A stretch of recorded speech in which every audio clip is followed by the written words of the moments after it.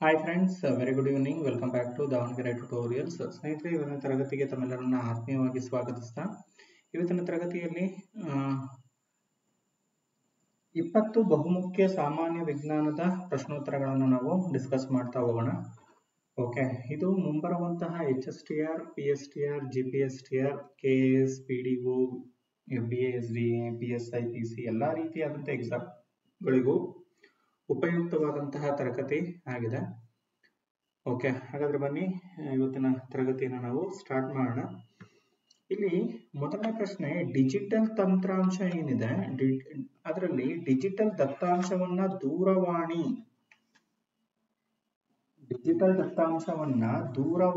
ಮಾರ್ಗಗಳ ಮೂಲಕ ಪ್ರಸಾರ ಮಾಡಲು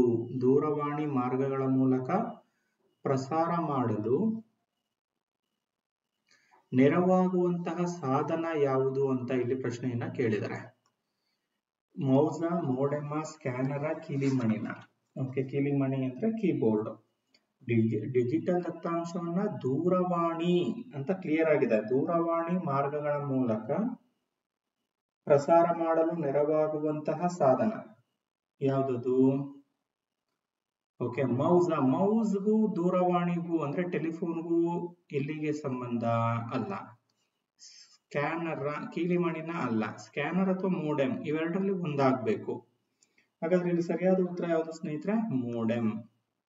ಡಿಜಿಟಲ್ ದತ್ತಾಂಶವನ್ನ ದೂರವಾಣಿ ಮಾರ್ಗಗಳ ಮೂಲಕ ಪ್ರಸಾರ ಮಾಡಲು ನೆರವಾಗುವಂತ ಸಾಧನ ಯಾವ್ದಾಗಿರುತ್ತೆ ಅಂದ್ರೆ ಮೋಡೆಮ್ ಆಗಿರುತ್ತೆ. ಹೌದಲ್ವಾ? ರೈಟ್. ಎರಡನೇ ಪ್ರಶ್ನೆ, ವೇಗವಾಗಿ ಚಲಿಸುತ್ತಿರುವ ವಾಹನಕ್ಕೆ ಬ್ರೇಕ್ ಹಾಕಿದಾಗ ಅದರೊಳಗೆ ಕುಳಿತಿರುವವರು ಸ್ವಲ್ಪ ಮುಂದಕ್ಕೆ ಬೀಳುವಂತಾಗತ್ತೆ. ಕುಳಿತಿರುವವರಿಗೆ ಸಡನ್ ಆಗಿ ಬ್ರೇಕ್ ಹಾಕಿದಾಗ ಅವರು ಮುಂದಕ್ಕೆ ಬೀಳುವಂತ ಅಥವಾ ಬಾಗುವಂತ ಆಗುತ್ತೆ. ಇದು ನ್ಯೂಟನ್ ನ ಯಾವ ನಿಯಮ ಅಂತ ನಾವಿಲ್ಲಿ ಆನ್ಸರ್ ಮಾಡಬೇಕು. ನ್ಯೂಟನ್ ಚಲನೆಯ ಮೊದಲ ನಿಯಮ, ಎರಡನೇ ನಿಯಮ, ಮೂರನೇ ನಿಯಮ ಅಥವಾ ಗುರುತ್ವಾಕರ್ಷಣ ನಿಯಮ ಎಲ್ಲವೂ ನ್ಯೂಟನ್ ಅವರದೇ. ಹಾಗಾದ್ರೆ ಯಾವ ನಿಯಮಕ್ಕೆ ಇದು ಸಂಬಂಧಿಸಿದೆ ಅನ್ನೋದಿಲ್ಲಿ ಪ್ರಶ್ನೆ.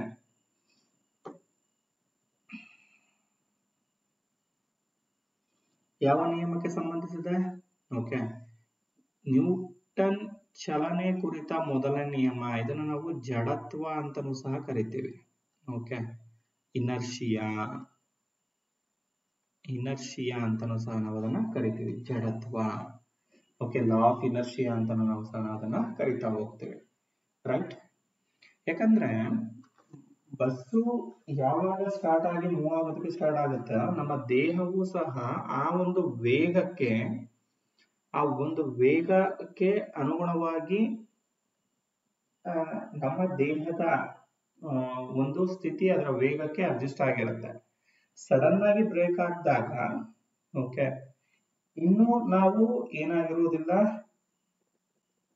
ಆ ಜಡತ್ವದಲ್ಲೇ ಉಳ್ಕೊಂಡಿರ್ತೀವಿ. ಇನ್ನು ನಾವು ಸಾಮಾನ್ಯ ಸ್ಥಿತಿಗೆ ಬಂದಿರೋದಿಲ್ಲ. ಅಂದ್ರೆ ಸಡನ್ ಆಗಿ ಬ್ರೇಕ್ ಹಾಕಿದಾಗ ಆ ಒಂದು ಸ್ಪೀಡಿಗೆ ಹೊಂದ್ಕೋಬೇಕಲ್ವಾ, ಆ ಒಂದು ಸ್ಪೀಡಿಗೆ ಬಂದಿರೋದಿಲ್ಲ. ಸೊ ಆ ಕಾರಣಕ್ಕಾಗಿ ಮುಂದಕ್ಕೆ ಬೀಳುವಂತಾಗತ್ತೆ.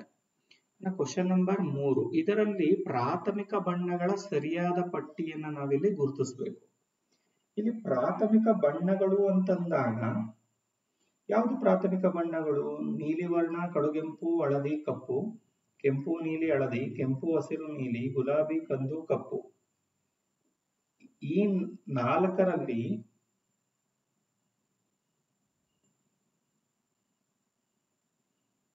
ಪ್ರಾಥಮಿಕ ಬಣ್ಣಗಳ ಸರಿಯಾದ ಪಟ್ಟಿ ಯಾವುದು?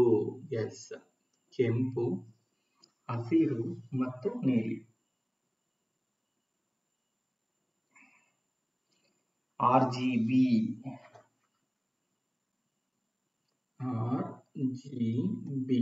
Red, green and blue.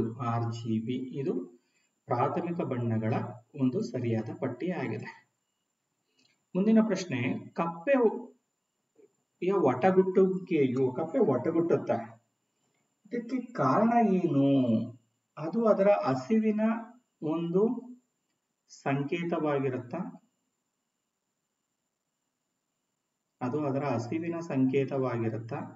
ಇಲ್ಲ ತನ್ನ ಸಂಗಾತಿಯನ್ನ ಕರಿತಾ ಇರ್ತಕ್ಕಂತಹ ಕೂಗಾಗಿರುತ್ತಾ?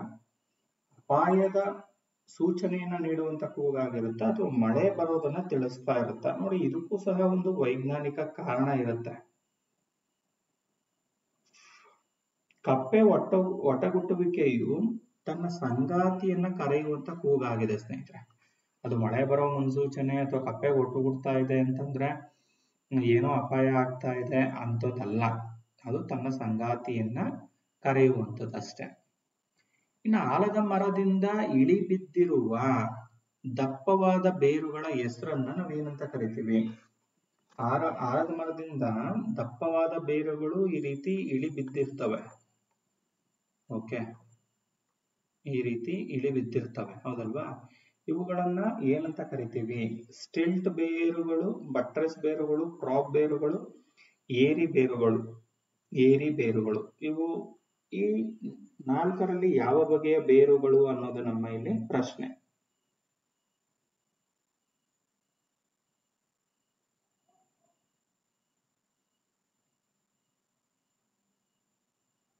ಎಸ್, ಯಾವ ಬಗೆಯ ಬೇರುಗಳು ಸ್ನೇಹಿತರೆ?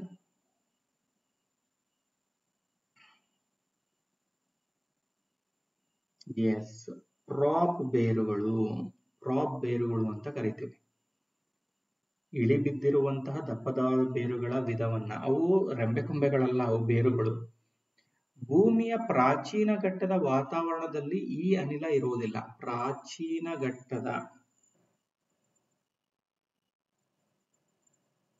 ಅಂದ್ರೆ ಹಳೆಯ ಘಟ್ಟದ ವಾತಾವರಣದಲ್ಲಿ ಈ ಅನಿಲ ಇರಲಿಲ್ಲ ಆರಂಭದಲ್ಲಿ. ಇದನ್ನ ನಾವು ಹಲವಾರು ಬಾರಿ ಈ ಕ್ವಶನ್ ಬಂದಿದೆ. ಜೊತೆಗೆ ನಾವು ಕ್ಲಾಸ್ ಅಲ್ಲೂ ಸಹ ವಾತಾವರಣ ಅಥವಾ ಪರಿಸರಕ್ಕೆ ಸಂಬಂಧಪಟ್ಟಂತಹ ಅಧ್ಯಯನ ಡಿಸ್ಕಸ್ ಮಾಡ್ಬೇಕಾದ್ರೆ ಕ್ಲಾಸ್ ಅಲ್ಲಿ ಡಿಸ್ಕಸ್ ಮಾಡಿದೀವಿ. ಇರ್ಲಿ, ಭೂಮಿಯ ಪ್ರಾಚೀನ ಘಟ್ಟದ ವಾತಾವರಣದಲ್ಲಿ ಏನಿಲ್ಲ ಇರ್ಲಿಲ್ಲ. ಜಲಜನಕ, ಸಾರಜನಕ, ಆಮ್ಲಜನಕ, ಅಮೋನಿಯಾ. ಆಶ್ಚರ್ಯ ಆಗ್ಬೋದು, ಆದ್ರೂ ಸಹ ನಿಜ, ಆಮ್ಲಜನಕ ಇರ್ಲಿಲ್ಲ ಸ್ನೇಹಿತರೆ ಆರಂಭದ ಹಂತದಲ್ಲಿ. ಓಕೆ, ಇನ್ನು ಜೀವಿಗಳ ಉಗಮ ಆಗಿರ್ಲಿಲ್ಲ. ಆ ಒಂದು ಸಂದರ್ಭದಲ್ಲಿ ಯಾವ್ದಿರ್ಲಿಲ್ಲ ಅಂತಂದ್ರೆ ಆಮ್ಲಜನಕ ಇರ್ಲಿಲ್ಲ ಸ್ನೇಹಿತರೆ. ಓಕೆ, ನೆಕ್ಸ್ಟ್, ಮದ್ಯಸಾರ ಮತ್ತು ನೀರನ್ನು ಯಾವ ಪ್ರಕ್ರಿಯೆಯಿಂದ ಬೇರ್ಪಡಿಸಬಹುದು? ಮದ್ಯಸಾರ ಅಂದ್ರೆ ಆಲ್ಕೋಹಾಲ್ ಮತ್ತು ನೀರನ್ನ ಯಾವ ಒಂದು ಪ್ರಕ್ರಿಯೆಯಿಂದ ಬೇರ್ಪಡಿಸಬಹುದು?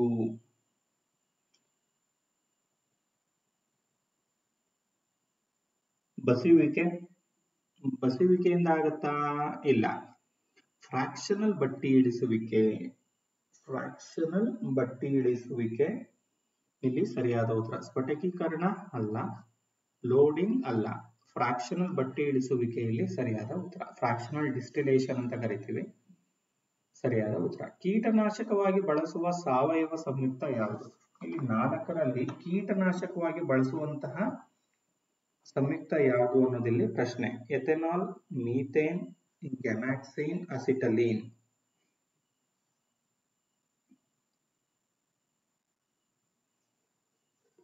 Ethanol, methane, gammexane, ಅಸಿಟಲೀನ್.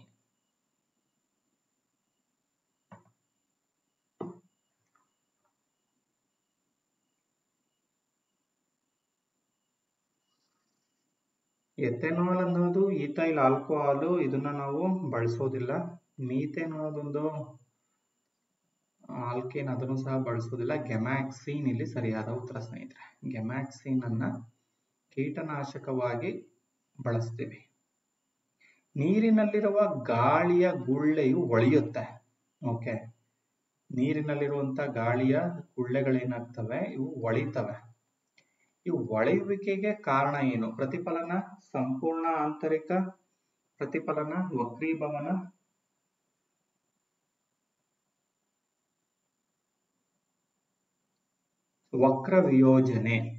ವಕ್ರವಿಯೋಜನೆ. ಈ 4ರಲ್ಲಿ ಯಾವ ಕಾರಣಕ್ಕಾಗಿ ನೀರಿನಲ್ಲಿರುವ ಗಾಳಿಯ ಗುಳ್ಳೆಯು ಒಳೆಯುತ್ತೆ?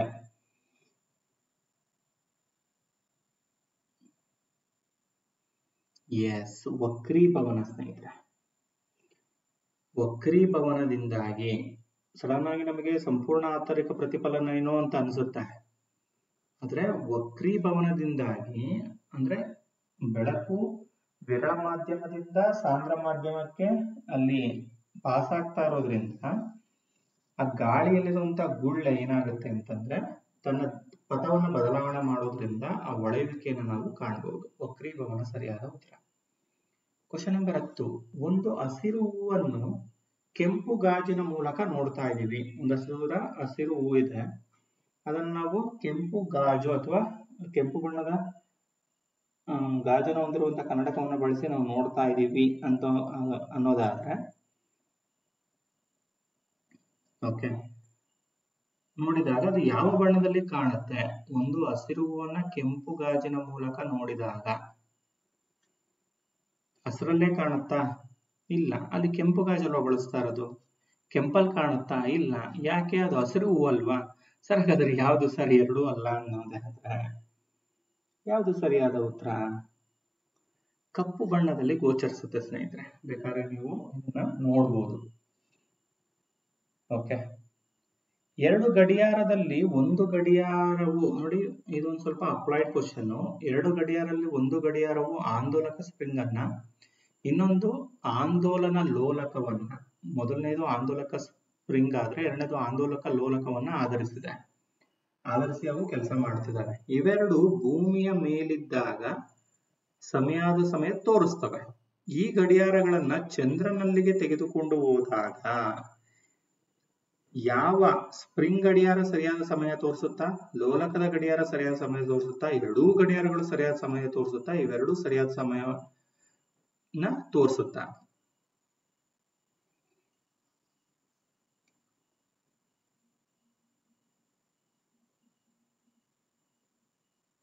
ಎರಡೂ ಸರಿಯಾದ ಸಮಯ ತೋರಿಸುತ್ತದೆ, ಇವೆರಡೂ ಸರಿಯಾದ ಸಮಯ ತೋರಿಸುವುದಿಲ್ಲ ಆಗ್ಬೇಕು. ಅದು ಯಾವುದು ಸ್ನೇಹಿತರೆ ಸರಿಯಾದ ಉತ್ತರ? ಮೊದಲನೇದು ಸ್ಪ್ರಿಂಗ್ ಅನ್ನ ಆಧರಿಸಿದೆ, ಆಂದೋಲಕ ಸ್ಪ್ರಿಂಗ್ ಅನ್ನ. ಎರಡನೇದು ಲೋಲಕವನ್ನ ಆಧರಿಸಿದೆ. ಇದು ಅಪ್ಲೈಡ್ ಕ್ವಶನ್. ಸರಿಯಾದ ಉತ್ತರ ಸ್ನೇಹಿತರೆ ಆಪ್ಷನ್ ಎ. ಸ್ಪ್ರಿಂಗ್ ಏನಿದೆ, ಓಕೆ, ಸ್ಪ್ರಿಂಗ್ ಅಲ್ಲಿ ಬದಲಾವಣೆ ಆಗತ್ತೆ. ಓಕೆ, ಅದು ಅಲ್ಲಿ ಇರ್ತಕ್ಕಂತಹ ಗುಣಲಕ್ಷಣಕ್ಕೆ, ಸ್ಪ್ರಿಂಗ್ ನ ಗುಣಲಕ್ಷಣದ ಅನುಗುಣವಾಗಿ, ಓಕೆ, ಚಂದ್ರನಲ್ಲಿ ತೆಗೆದುಕೊಂಡು ಹೋಗ್ಲಿ ಅಥವಾ ಭೂಮಿಯ ಮೇಲೆ ಇರಲಿ, ಆ ಸ್ಪ್ರಿಂಗ್ ಇರೋದ್ರಿಂದ ಅದು ತನ್ನಲ್ಲಿ ತಾನು ಅಲ್ಪ ಮಟ್ಟಿನ ಬದಲಾವಣೆಯನ್ನ ಮಾಡಿಕೊಂಡು ಸರಿಯಾದ ಸಮಯವನ್ನು ತೋರಿಸುತ್ತೆ. ಆದ್ರೆ ಲೋಲಕ ಆ ರೀತಿ ಅಲ್ಲ. ಓಕೆ, ಅದರ ವರ್ತಿಸುವಂತ ರೀತಿ ಬದಲಾವಣೆ ಆಗತ್ತೆ. ಇನ್ನು ಹುಟ್ಟುತ್ತಿರುವ ಅಥವಾ ಮುಳುಗುತ್ತಿರುವ ಸೂರ್ಯ ಕೆಂಪಾಗಿ ಕಾಣ್ತಾನೆ, ಹೌದಲ್ವಾ? ಇದಕ್ಕೆ ಕಾರಣ ಏನು ಅನ್ನೋದನ್ನ ನಾವು ಇಲ್ಲಿ ನೋಡ್ಬೇಕು ಸ್ನೇಹಿತರೆ. ಹುಟ್ಟುವಾಗ ಅಥವಾ ಮುಳುಗುವಾಗ ಸೂರ್ಯನ ಇತರ ಕಿರಣಗಳಿಂದ ಕೆಂಪು ಬಣ್ಣದ ಕಿರಣಗಳನ್ನ ಹೆಚ್ಚಾಗಿ ಬೀರುತ್ತಾ? ಅಲ್ಲ. ನಮ್ಗನ್ಸೋದೇನು, ಕೆಂಪು ಬಣ್ಣದ ಕಿರಣಗಳು ಹೆಚ್ಚಾಗಿ ಬೀರ್ತವೆ, ಇನ್ನೆರಡು ಉಳಿದಂತ 6 ಬಣ್ಣದ ಕಿರಣಗಳು ಹೆಚ್ಚಾಗಿ ಬೀರೋದಿಲ್ವಾ? ಅದಲ್ಲ. ಕೆಂಪು ಕಿರಣಗಳನ್ನ ಬಿಟ್ಟು ಉಳಿದೆಲ್ಲ ಕಿರಣಗಳು ವಾತಾವರಣವನ್ನ ಚದುರಿಸ್ತವೆ ಅನ್ನೋದು. ಕೆಂಪು ಬಣ್ಣವನ್ನು ಬಿಟ್ಟು ಉಳಿದೆಲ್ಲ ಬಣ್ಣಗಳು ವಕ್ರೀಭವನಗೊಳ್ತವೆ. ದಟ್ಟವಾದ ವಾತಾವರಣದ ಮೂಲಕ ಹಾಯುವಾಗ ಗಾಳಿಯ ಅಣುಗಳು ಕೆಂಪು ಬಣ್ಣಕ್ಕಿಂತ ನೀಲಿ ಮತ್ತು ಹಸಿರು ಬಣ್ಣಗಳನ್ನ ಹೆಚ್ಚಾಗಿ ಹರಡುತ್ತವೆ. ಕೊನೆಯದು ಅಲ್ಲ. ಓಕೆ, ಹೆಚ್ಚಾಗಿ ಅದನ್ನ ಹರಡ್ತಾ ಇದೆ ಅಂದ್ರೆ ನೀಲಿ ಅಥವಾ ಹಸಿರು ಬಣ್ಣದಲ್ಲಿ ಕಾಣಿಸ್ಕೋಬೇಕಿತ್ತು. ಓಕೆ, ಇವೆರಡರಲ್ಲಿ ಯಾವುದು ಸರ್ ಆನ್ಸರು? ಆಪ್ಷನ್ ಸಿ ಸರಿಯಾದ ಉತ್ತರ. ಕೆಂಪು ಬಣ್ಣವನ್ನು ಬಿಟ್ಟು ಉಳಿದೆಲ್ಲ ಬಣ್ಣಗಳು ವಕ್ರೀಭವನಗೊಳ್ತವೆ. ಆ ಕಾರಣದಿಂದ ಸೂರ್ಯ ಹುಟ್ಟಬೇಕಾದ್ರೆ ಮತ್ತೆ ಮುಳುಗಬೇಕಾದ್ರೆ ಕೆಂಪಾಗಿ ಗೋಚರಿಸ್ತಾನೆ. ನೆಕ್ಸ್ಟ್, ಚಳಿಗಾಲದಲ್ಲಿ ಮರದ ಕುರ್ಚಿಗಿಂತ ಕಬ್ಬಿಣದ ಕುರ್ಚಿ ತಣ್ಣಗೆ ಕೊರದಂತೆ ಅನ್ಸುತ್ತೆ. ಇದು ಬಹಳ ನಮ್ಗೆ ಸತಿ ಇದು ಎಕ್ಸ್ಪೀರಿಯನ್ಸ್ ಆಗಿದೆ ನಮ್ ಪರ್ಸನಲಿ. ಸುಮಾರು ಜನಕ್ಕೆ ಆಗಿರುತ್ತೆ ಅಂತ ಭಾವಿಸ್ತೀನಿ. ಇದಕ್ಕೆ ಕಾರಣ ಏನು? ಕಬ್ಬಿಣದ ವಿಶಿಷ್ಟ ತಾಪವು ಮರದ ವಿಶಿಷ್ಟ ತಾಪಕ್ಕಿಂತ ಹೆಚ್ಚಾಗಿರುತ್ತೆ. ಅಲ್ಲ, ಕಬ್ಬಿಣದ ವಿಶಿಷ್ಟ ತಾಪಕ್ಕೂ ಮತ್ತೆ ಆ, ಅವುಗಳ ಕೊರೆಯುವಿಕೆ ಮತ್ತೆ ಬೆಚ್ಚಗಿರುವಿಕೆಗೆ ಸಂಬಂಧ ಇಲ್ಲ. ಕಬ್ಬಿಣದ ಸಾಂದ್ರತೆಯು ಮರದ ಸಾಂದ್ರತೆಗಿಂತ ಹೆಚ್ಚು, ಅದು ಅಲ್ಲ. ಇಲ್ಲಿ ಸಾಂದ್ರತೆಯ ಮೇಲೆ ಅದು ಪರಿಣಾಮವನ್ನ ಬೀರುವುದಿಲ್ಲ. ಓಕೆ, ಕಬ್ಬಿಣವು ಮರಕ್ಕಿಂತ ಉತ್ತಮ ಉಷ್ಣವಾಹಕ. ಎಸ್, ಇದು ಸರಿಯಾದ ಉತ್ತರ. ಕಬ್ಬಿಣವು ಮರಕ್ಕಿಂತ ಉತ್ತಮ ಉಷ್ಣವಾಹಕ. ಈ ಒಂದು ಕಾರಣಕ್ಕಾಗಿ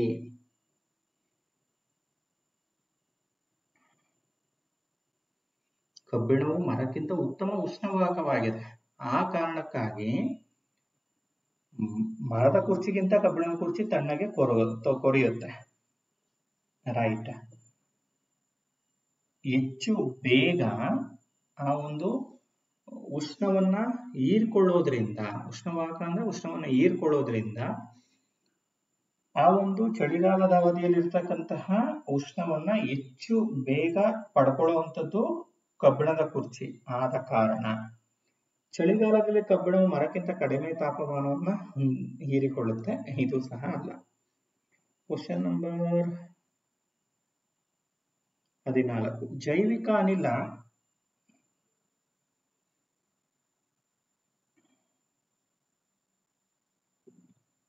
ಸ್ಥಾವರ.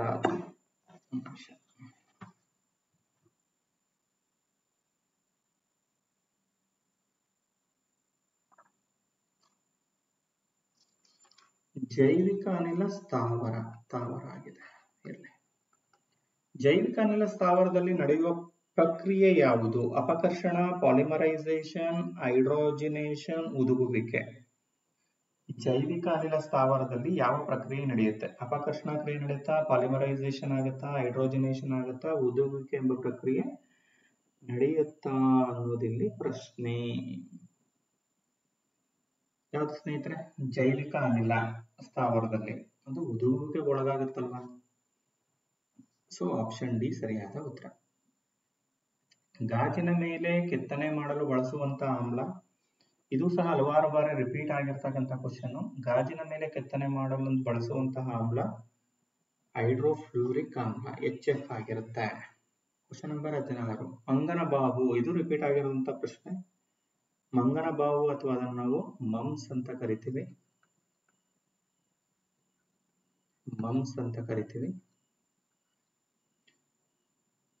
ಇದು ವೈರಾಣುವಿನಿಂದ ಬರುವಂತ ರೋಗ, ಬ್ಯಾಕ್ಟೀರಿಯಾದಿಂದ ಬರುವ ರೋಗ, ಶಿಲೀಂಧ್ರದಿಂದ ಬರುವ ರೋಗ, ಪ್ರೋಟೋಜೋವದಿಂದ ಬರುವ ರೋಗ. ಯಾವುದು ಸ್ನೇಹಿತರೆ ಇಲ್ಲಿ ಸರಿಯಾದ ಉತ್ತರ?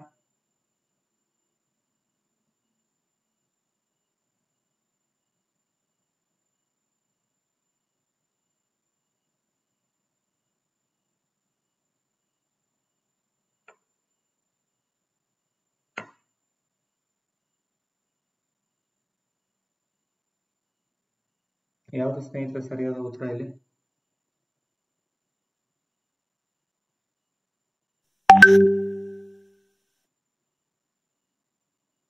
ಹೇಳ್ಬೋದಾ?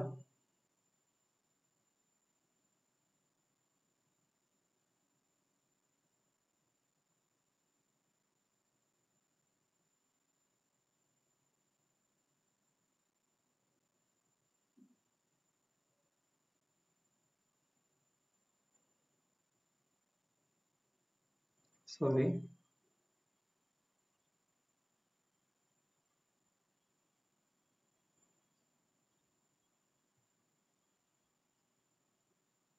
ಬೇಗ ಟ್ರೈ ಮಾಡಿ.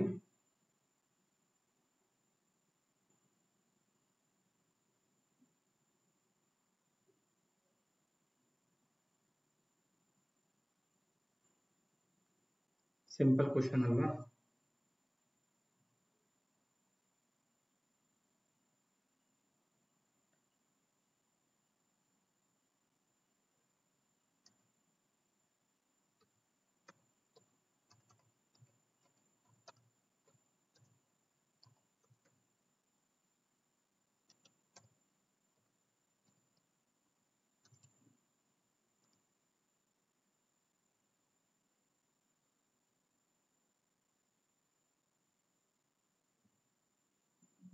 ಒಂದು ನಿಮಿಷ ವರ್ಕ್.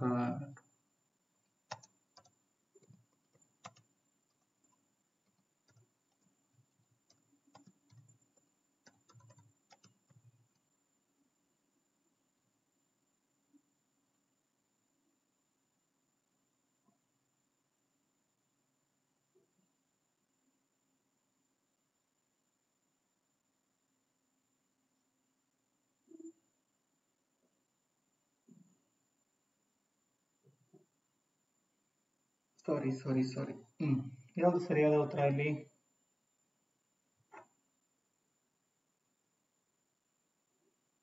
ಹೇಳಿ.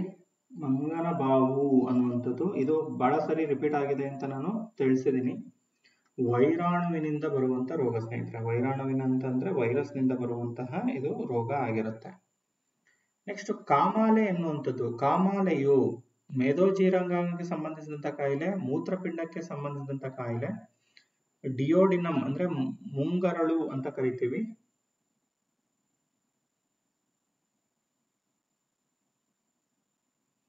ಮುಂಗರಳಿಗೆ ಸಂಬಂಧಿಸಿದಂತಹ ಕಾಯಿಲೆ. ನೆಕ್ಸ್ಟ್ ಪಿತ್ತಜನಕಾಂಗ ಅಥವಾ ಲಿವರ್ಗೆ ಸಂಬಂಧಿಸಿದಂತ ಕಾಯಿಲೆ. ಲಿವರ್ಗೆ ಸಂಬಂಧಿಸಿದಂತ ಕಾಯಿಲೆ. ಕಾಮಾಲೆ ಅನ್ನುವಂಥದ್ದು ಪ್ರಮುಖವಾಗಿ ಯಾವುದಕ್ಕೆ ಸಂಬಂಧಿಸಿದಂತೆ, ಯಾವ ಅಂಗಕ್ಕೆ ಸಂಬಂಧಿಸಿದಂತ ಕಾಯಿಲೆ ಅಂತ ಇಲ್ಲಿ ಪ್ರಶ್ನೆ ಇದೆ. ಕಾಮಾಲೆ ಅನ್ನುವಂಥದ್ದು ಹೆಪಟೈಟಿಸ್ ವೈರಸ್ ನಿಂದ ಬರ್ತಕ್ಕಂಥದ್ದು. Hepatitis A B C D ಈ ತರ ಹಲವಾರು ಬಗೆಯ ಹೆಪಟೈಟಿಸ್ಗಳಿದ್ದಾವೆ. ಅದರಲ್ಲಿ ಹೆಪಟೈಟಿಸ್ ಬಿ ವೈರಸ್ ಅನ್ನುವಂಥದ್ದು ಡೇಂಜರಸ್, ಹೆಚ್ಚು ಡೇಂಜರಸ್. ಓಕೆ, ಇದು ಯಾವುದಕ್ಕೆ ಸಂಬಂಧಿಸಿದಂತ ಕಾಯಿಲೆ? ಎಸ್, ಮೂತ್ರಜನಕಾಂಗಕ್ಕೆ ಸಂಬಂಧಿಸಿದಂತ ಕಾಯಿಲೆ. ಒಂದು ಕಣ್ಣನ್ನು ಮುಚ್ಚಿಕೊಂಡಾಗ ಮಾತ್ರ ಗುರಿಯತ್ತ ಕೇಂದ್ರೀಕರಿಸುವುದು ಸುಲಭ. ಇದಕ್ಕೆ ಕಾರಣ, ಒಂದು ಕಣ್ಣನ್ನು ಮುಚ್ಚಿಕೊಂಡಾಗ ಹೆಚ್ಚು ಗಮನ ಕೇಂದ್ರೀಕರಿಸೋದಕ್ಕೆ ಸಾಧ್ಯ ಆಗುತ್ತೆ. ನೆಕ್ಸ್ಟ್, ಒಂದು ಕಣ್ಣನ್ನು ಮುಚ್ಚಿಕೊಂಡಾಗ ಮಾತ್ರ 3 ಆಯಾಮದ ನೋಟ ಸಾಧ್ಯವಾಗುತ್ತೆ. ನೆಕ್ಸ್ಟ್, ಇದರಿಂದ ರೇಖಾಸರಿ ಜೋಡಣೆಯನ್ನು ಸುಲಭವಾಗಿ ನಿರ್ಧರಿಸೋದಕ್ಕೆ ಸಾಧ್ಯವಾಗುತ್ತೆ. ನೋಟದ ಕ್ಷೇತ್ರವನ್ನು ಗುರಿಗೆ ಮಾತ್ರ ಸೀಮಿತಗೊಳಿಸಬಹುದು. ನೋಡಿ ಎಷ್ಟು ಕ್ಲಿಯರ್ ಆಗಿದೆ. ನೋಟದ ಕ್ಷೇತ್ರ ಏನಿರುತ್ತೆ, ಒಂದು ಕಣ್ಣಿನಿಂದ ನಾವು ನೋಡ್ತಾ ಇದೀವಿ ಅಂದ್ರೆ ಆ ನೋಟದ ಕ್ಷೇತ್ರವನ್ನ ಇದು ಗುರಿ ಅಂದ್ರೆ ಗುರಿಯ ಕಡೆಗೆ ಫೋಕಸ್ ಮಾಡೋದಕ್ಕೆ ಅದು ಸಾಧ್ಯವಾಗುತ್ತೆ. ಗುರಿಗೆ ಮಾತ್ರ ಸೀಮಿತಗೊಳಿಸಬಹುದು. ಸೊ ಆಪ್ಷನ್ ಡಿ ಸರಿಯಾದ ಉತ್ತರ. ಕರ್ನಾಟಕದ ಹಾಸನ ಜಿಲ್ಲೆಯಲ್ಲಿರುವ ಇಸ್ರೋ ಘಟಕದಲ್ಲಿ ಯಾವುದಕ್ಕೆ ಸಂಬಂಧಿಸಿದಂತ ಕಾರ್ಯ ನಡೆಯುತ್ತೆ? ಇದು ಹಲವಾರು ಬಾರಿ ಬಂದಿರತಕ್ಕಂತ ಪ್ರಶ್ನೆ.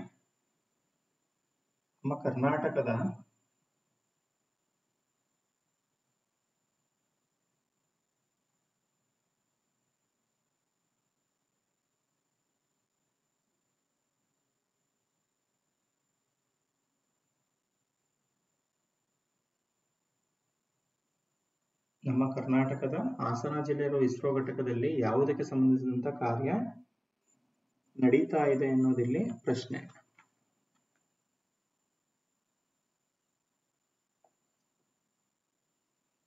ಎಸ್, ಉಡಾವಣೆಯ ನಂತರದ ಕಾರ್ಯಾಚರಣೆಗಳು ನಡೀತವೆ. ಉಡಾವಣೆಯ ನಂತರದ ಕಾರ್ಯಾಚರಣೆಗಳೇನಿದೆ, ಓಕೆ, ಅವುಗಳನ್ನ ಮಾನಿಟರ್ ಮಾಡೋದಿರ್ಬೋದು, ಅವುಗಳ ಸ್ಥಿತಿಗಳನ್ನ ಗಮನಿಸುವಂಥದ್ದಿರ್ಬೋದು, ಆ ಒಂದು ಕಾರ್ಯಾಚರಣೆಗಳು ನಡೀತಾವೆ ಸ್ನೇಹಿತರೆ. ಕೊನೆ ಪ್ರಶ್ನೆ, ಯಾವುದರ ಸ್ಮರಣಾರ್ಥವಾಗಿ ಪ್ರತಿ ವರ್ಷ ಫೆಬ್ರವರಿ 28ರಂದು ರಾಷ್ಟ್ರೀಯ ವಿಜ್ಞಾನ ದಿನವನ್ನಾಗಿ ಆಚರಿಸಲಾಗುತ್ತೆ? ರಾಮನ್ ಅವರಿಗೆ ನೊಬೆಲ್ ಬಹುಮಾನ ಬಂದ ನೆನಪಿಗೆ, ನೊಬೆಲ್ ಬಹುಮಾನ ತಂದಂತಹ ತಮ್ಮ ಸಂಶೋಧನೆ ಬಗ್ಗೆ ರಾಮನ್ ಅವರು ಸಾರ್ವಜನಿಕ ಪ್ರಕಟಣೆ ನೀಡಿದಂತಹ ನೆನಪಿಗೆ, ರಾಮನ್ ಅವರ ಜನ್ಮದಿನದ ನೆನಪಿಗೆ, ರಾಮನ್ ಅವರು ತೀರಿಕೊಂಡಂತಹ ಒಂದು ನೆನಪಿಗಾಗಿ. ಸರ್ ಸಿ ವಿ ರಾಮನ್ ಅವರು ವಿಜ್ಞಾನ ಕ್ಷೇತ್ರದಲ್ಲಿ ಮೊದಲಿಗೆ ನಮಗೆ ನೊಬೆಲ್ ಪ್ರಶಸ್ತಿಯನ್ನ ತಂದುಕೊಟ್ಟಂತಹ ಮಹನೀಯರು. ಓಕೆ, ಯಾವ ಕಾರಣಕ್ಕಾಗಿ?